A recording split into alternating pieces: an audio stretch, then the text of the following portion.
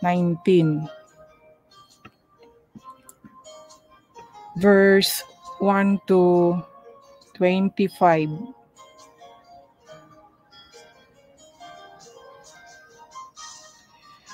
Umalis ang mga Israelita sa Rephidim at pumunta sa ilang ng Sinai or Sinai.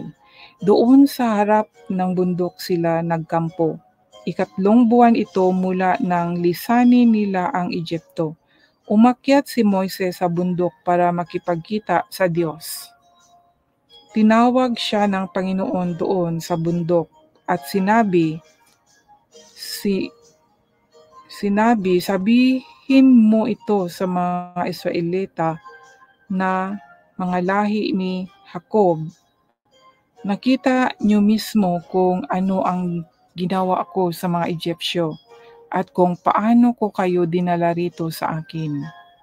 Katulad ng pagdadala ng agila sa mga inakay niya sa pamagitan ng kanyang pakpak. Kung lubos ninyo akong susundin at tutuparin ang aking kasunduan, pipiliin ko kayo sa lahat ng bansa para maging mga mamamayan ko. Ayan po yung sabi ng Panginoon. Akin ang buong mundo. Ayan po mga kaibigan, ano? Ito po yung declaration ng Diyos. Akin ang buong mundo. Pero magiging pinili ko kayong mamamayan at magiging isang kaharian ng mga paring maglilingkod sa akin. Sabihin mo ito sa mga Israelita. Di ba mga kaibigan? Amazing, di ba? Itong buong mundo ay sa Diyos dahil sabi niya, akin ang buong mundo. Pero magiging pinili ko kayong mamamayan. So sa buong mundo, ang pinili ng Diyos ay itong bansang Israel po. Mga kaibigan. Diba? Chosen po niya talaga. The apple of His eyes ang Israel. Imagine po mga kapatid, no? Ito po yung, ayun po dito. Ito po ang pinili niya. May pinili po ang Diyos. Sa buong mundo may pinili siya. Kahit sa atin individually may pinili din po ang Diyos. May pinili po. Pero magiging pinili ko kayong mamamayan at magiging isang kaharian ng mga paring maglilingkod sa akin. Sabihin mo ito sa kanila. Ngunit may sinabi dito ang Diyos ang Panginoon na. Sabi niya dito na, kung lubos ninyo akong susundin at tutuparin. So may kasunduan. Ang aking kasunduan, pipiliin ko kayo. So kahit sa atin po mismo, individual, kung susundin natin ang ating Panginoon, yan po magagalak po siya. Hindi po, ang mga pinili po, hindi po ibig sabihin na hindi siya susundin. Kailangan susundin. Kaya sabi nga dito dito pa lang sa unang ano pa lang pagsabi niya na pagpili po, no? May kasunduan Sabi niya, kung lubos ninyo akong susundin, kung lubos po siyang susundin. Sabi po ng Diyos, ng Panginoon. Diyos Panginoon. Kung lubos ninyo akong susundin at tutuparin ang aking kasunduan, tutuparin ang kasunduan. So mga utos niya, pipiliin ko kayo sa lahat ng bansa para maging mga mamamayan ko. So kung tutuparin at susundin ang Diyos, pipiliin niya sila. Pero malalaman natin mga kaibigan gaano kabait or kabuti ng ating Panginoon dahil malalaman natin kung ilang beses po siyang tinalikuran ng mga Israel, pero yung pag-ibig niya doon, yung pagmamahal niya sa kanila bilang pinili ay nandoon talaga. Kaya talagang nakaka-touch po talaga ang Diyos. Pagmamahal niya po sa atin po na kumilala sa Kanya. Mas lalo na kung lagi po tayong kumikilala sa Kanya, talagang ang pagmamahal niya ay hindi po mawawala. Kaya bumaba si Moises mula sa bundok at ipinatawag niya ang mga tagapamahala ng Israel at sinabi sa kanila ang sinabi ng Panginoon at sabay-sabay na sumagot ang mga ito. Susundin namin ang lahat ng sinabi ng Panginoon. At sinabi ni Moises sa Panginoon ang sagot ng mga tao. Sinabi ng Panginoon kay Moises, darating ako sa iyo sa pamagitan ng makapal na ulap para marinig ng mga tao ang pakikipag-usap ko sa iyo. So dito ginamit ng Diyos ang makapal na ulap, presensya niya, para marinig ng mga tao ang pakikipag-usap ko sa iyo, yung pag-uusap nila ng Diyos at ni Moises. Hindi siya makikita ng mga Israelita, so baga si Moises lang talaga ang makakakita sa kanya. Dahan-dahan ng lumalayo ang presensya ng Diyos, Dahil kay Abraham nakikita pa, nakakausap pa ng harapan. Kay Isaac, kay Jacob sa panaginip na lang. At ngayon dito gumamit sa pamaraan ng apoy at ulap, kung paano nakipag-usap ang Panginoon kay Moises. And then marinig ng mga tao ang pakikipag-usap ko sa iyo at nang lagi silang magtiwala sa iyo. At sinabi ni Moises sa Panginoon ang sagot ng mga tao. At sinabi sa kanya ng Panginoon, puntahan mo ang mga tao at sabihin sa kanila, linisin ang sarili nila. Linisin po mga kaibigan. So meron na po dito paglilinis, Linisin ang sarili nila ngayon at bukas.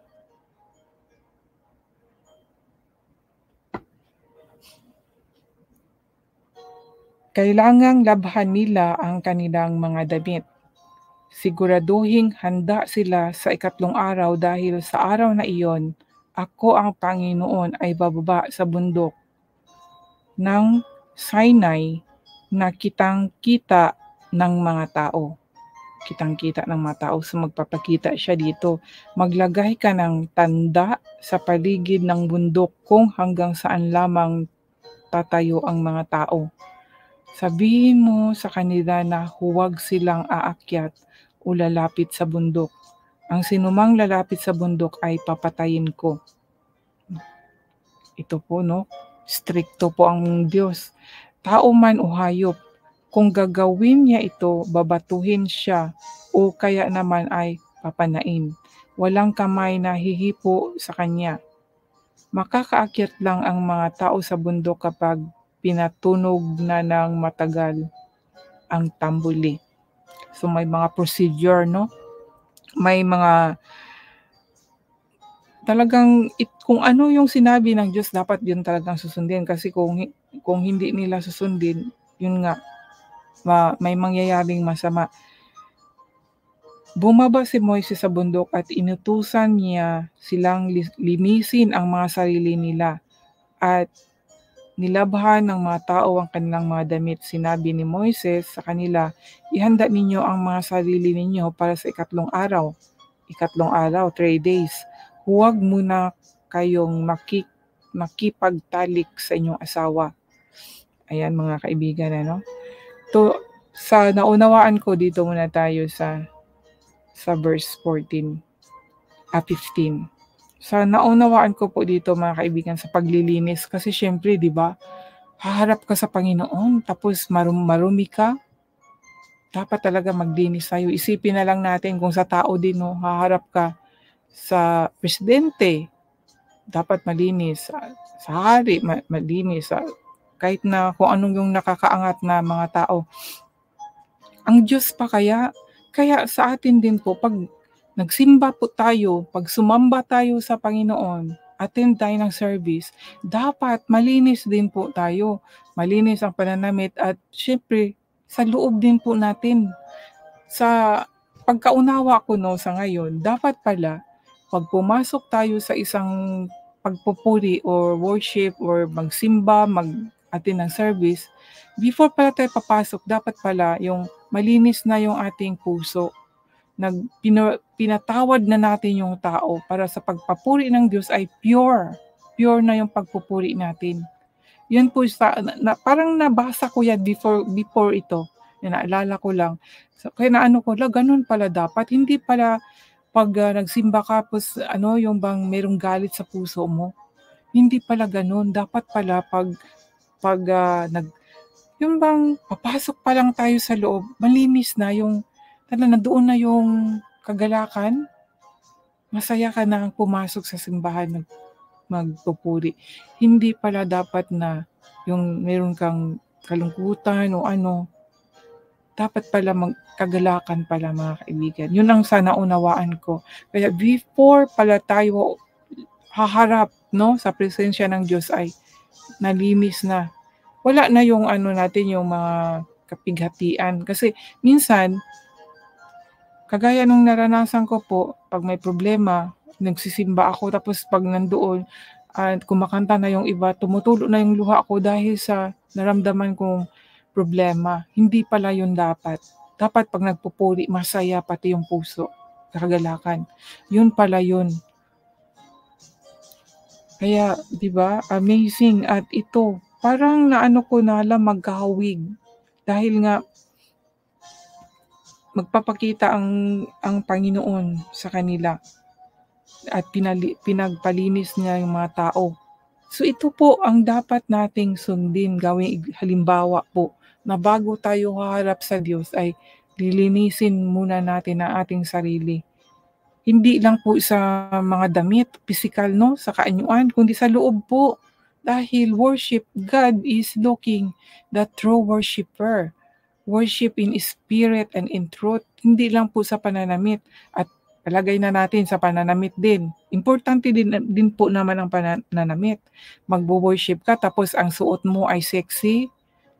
Halos makikita na yung singit mo at saka yung hiwa ng dibdib mo. Yung spaghetti pa, tapos yung iba naka-shorts, yung iba nag-leggings, yung iba miniskirt. Hindi yan kaya-aya sa Panginoon. Yan po ang masasabi ko, mga kaibigan, kung tutuusin ha. Kasi ang Diyos hindi po siya sa hindi po siya yung nagtitingin ng sexing babae or machong lalaki. Hindi po. Ang tinitingnan po ay ang ating kalooban. Kaya yun po ang dapat nating gawin. Huwag po nating gayahin kung nagsusuot po tayo ng kasiksihan. Huwag na lang sa loob ng simbahan. Magsuot na lang tayo sa labas o sa bahay natin o saan. Huwag lang sa bahay ng ating Diyos, Panginoon. Natitiyak akong hindi siya malulugod. Kasi dito sa salita na to pinapalinis niya ang mga tao, yung nga nilabhan nila ang kanilang damit. So, palagay natin sa panglabas na kaanyuan. Pero, more than in our inner self po, kung tutuusin. So, ngayon, continue po ang pagbasa ko. Exodus chapter 19, verse 16 to 25. Kinaumagahan ng ikatlong araw, kumulog at kumidlat. At may makapal na ulap na tumakip sa bundok at narinig ang malakas na tunog ng trompeta. Totoo talaga yung trompeta, imagine na sa Revelation mayroong ganon. Pero ibang pangitain yun. Ibang pangitain po yun. So dito, narinig nila ang tinig ng malakas na tunog ng trompeta. Ay, mali ako. Narinig ang malakas na tunog ng trompeta. Nanginig sa takot ang lahat ng tao sa kampo. Pagkatapos dinala ni Moises sa labas ng kampo ang mga tao para makipagkita sa Diyos. At tumayo sila sa paanan ng bundok.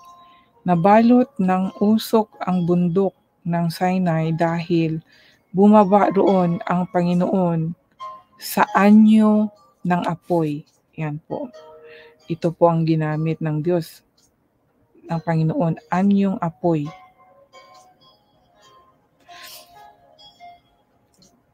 Nagpakita, pagkatapos dinala ni Moises sa labas ng kampo ang mga tao para makipagkita sa Diyos. At tumayo sila sa paanan ng bundok. Nabalot ng usok ang bundok ng Sinai dahil bumaba roon ang Panginoon sa anyo ng apoy. Pumaitaas ang usok, kagaya ng usok na nanggaling sa horno, at nayanig ng malakas ang bundok. At lalo pang lumakas ang tunog ng trompeta. Nagsalita si Moises at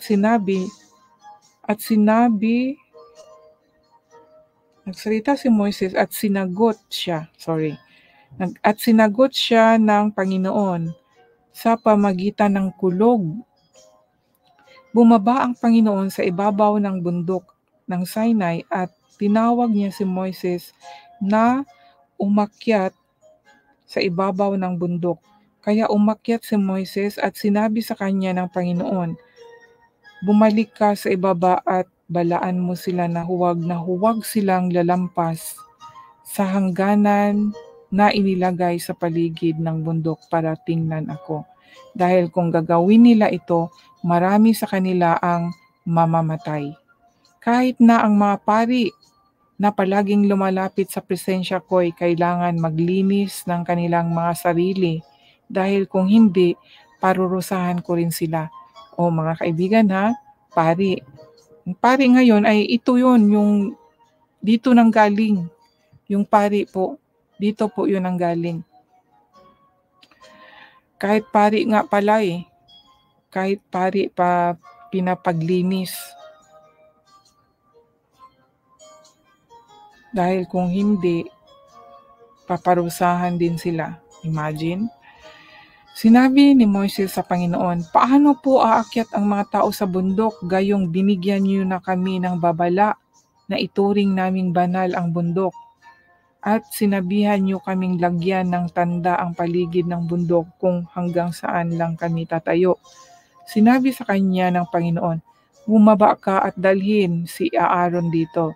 Pero ang mga pari at ang mga tao ay hindi dapat pumunta rito sa akin para hindi ko sila parusahan." Ang pari mga kaibigan, ang pari kasama din. Ang pari ayaw ng Diyos na pumunta, na maging kasama ni Moises sa pag-akyat. Si Aaron lang. Tingnan niyo po kung ano po yung sa pari.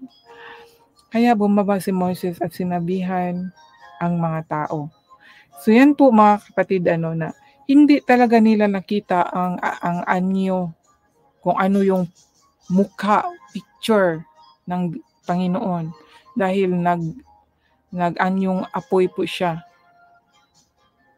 So kahit ngayon po, hindi po natin ma-describe kung ano ang anyo ng Diyos. Kaya pag tumingin po kayo na may mga larawan-larawan, hindi po yan. Yan po ay katha ng tao po yan.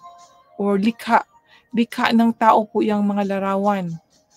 Yung iba, totoo yan, na may mga santos, dahil namatay sila at ginawang santos. At yan ang anyo nila. Yung noong unang panahon, hindi natin alam, at hindi yan ang Diyos. Walang anyo po ang Diyos, mga kapatid, mga kaibigan, dahil God is spirit po siya. Kung noon nakikita ni Abraham na bilang tao, yun po ay nagbilang anghel. Pero hindi pa rin na-describe, hindi sinabi kung ano ang anyo nila kahit na nakita ni Abraham, nakausap niya ng harap-harapan. Kasi may mga word, ang anghel, tapos may Panginoon, tapos may Lord. So, hindi natin talaga maano kung ano talaga ang anyo niya. Kaya noon, mali talaga yung ginawa ko na pag nanalangin ako, nagdasal ako sa harapan ng crucifix na may larawan na Jesus Christ. Naku, karumal-dumal pa yan sa harapan ng Panginoon.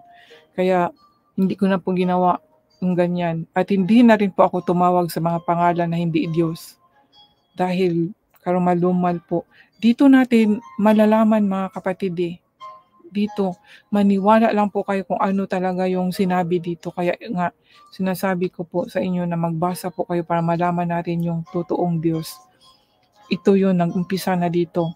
Nagpakilala na siya at hindi na siya nakikita. Mas lalo na ngayon, hindi na siya nakikita. Makikita na lang natin mismo sa atin po. Dahil Spirit, maano nyo yan pag totoong born again. Lagi ko pong sinasabi, wag po kayong magsawa makinig na kailangan po natin ma-born again in spirit para po makita natin ang presensya ng Diyos. Na minsan may mga taong nagsasabi na nakikita ko ang presensya ng Diyos, ngunit may pagdududa pa rin. Ang totoong pong talagang nakikita ang presensya ng Diyos ay hindi na po siya magdududa. Totoong nakikita po niya. At sa pamagitan ng mga talata na nandito sa Bible, isa po yan na makilala din po natin ang Diyos kung sino talaga siya, yung kapangyarihan niya. Ang pakilala nga niya yung mga pangalan niya. Sabi niya, ang pangalan ko ay Panginoon. Kaya tinatawag siyang Panginoon. My name is Lord. Kaya doon po mga kaibigan, wala po siyang another name na kagaya ng name ng tao. No? Wala po. At sagrado po ang part po sa Panginoon, ang party po sa Panginoon. Sagrado po, hindi po yan basta-bastang yung bang parang easy-easy na lang na banggitin siya na wala sa isip at puso. Kaya dapat tayo ay magkaroon ng totoong takot po sa Diyos. Dahil ang maano ko dito may pagka-stricto siya at may pagmamahal talaga siya. May pagmamahal at may stricto lang siya kung ano yung sinabi niya, dapat yun ang sundin. Kaya talagang masabi ko na makapangyarihan talaga siya. Kung ano yung sinabi niya, yun ang dapat. Hindi po na yun bang nabaliwala, doon makikita ang kanyang kapangyarihan po. Kung paano po yung authority niya pag nag-command siya. 'Di ba sa atin nga, halimbawa sa trabaho natin, kung ano yung rules ng kumpanya ay yun ang masusunod. How much more ang Diyos natin.